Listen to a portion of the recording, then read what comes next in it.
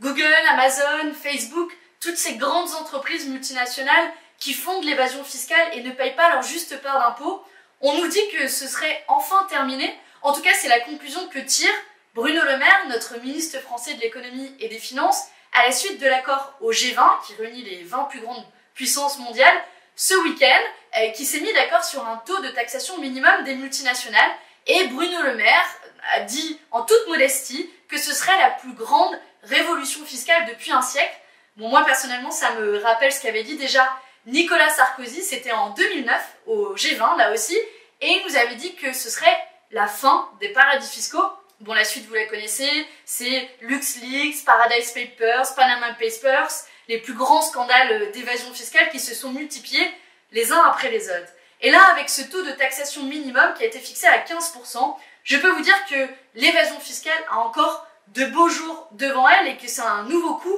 d'esbrouf de la part du gouvernement. 15% en taux de taxation minimum, pour vous donner une idée, c'est très proche du taux de l'Irlande qui est à 12,5% et qui est un des pires paradis fiscaux notoires à l'échelle internationale. Avec ce taux d'imposition minimum à 15%, on ne récupérera que 4 milliards d'euros pour la France, alors que par exemple, avec un taux fixé à 21%, comme d'ailleurs ce qu'avait proposé Joe Biden et les États-Unis, que la France a refusé de soutenir, alors on aurait pu récupérer 4 fois plus, 16 milliards d'euros, et même avec un taux à 30%, on aurait pu récupérer 10 fois plus, près de 40 milliards d'euros. À l'heure où on se demande qui va payer la crise, est-ce que nous devons mettre à contribution les grandes entreprises multinationales qui se sont enrichies pendant la crise, Amazon par exemple a triplé ses bénéfices, ou est-ce qu'on va mettre à contribution les plus pauvres à qui on demande déjà de faire des efforts avec la réforme des retraites ou la réforme de l'assurance chômage?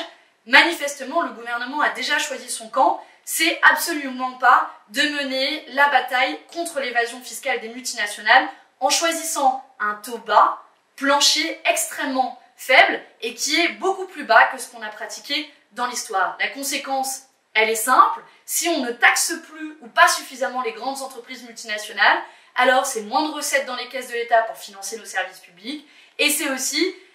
une contribution supplémentaire qu'on va vous demander à vous tous avec des impôts comme la TVA ou la CSG,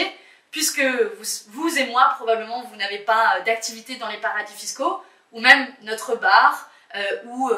notre librairie au coin de la rue n'ont pas de filiales dans les paradis fiscaux. C'est le cas pourtant de Starbucks ou Amazon. C'est pour ça que la bataille contre l'évasion fiscale doit évidemment se mener à l'échelon international et le gouvernement français aurait dû défendre un taux plus élevé et ne peut en rien se satisfaire de ce qui n'est pas une victoire à l'échelon international, mais on peut aussi le faire à l'échelon national. C'est pour ça que nous défendons le concept d'impôt universel et nous disons à ces grands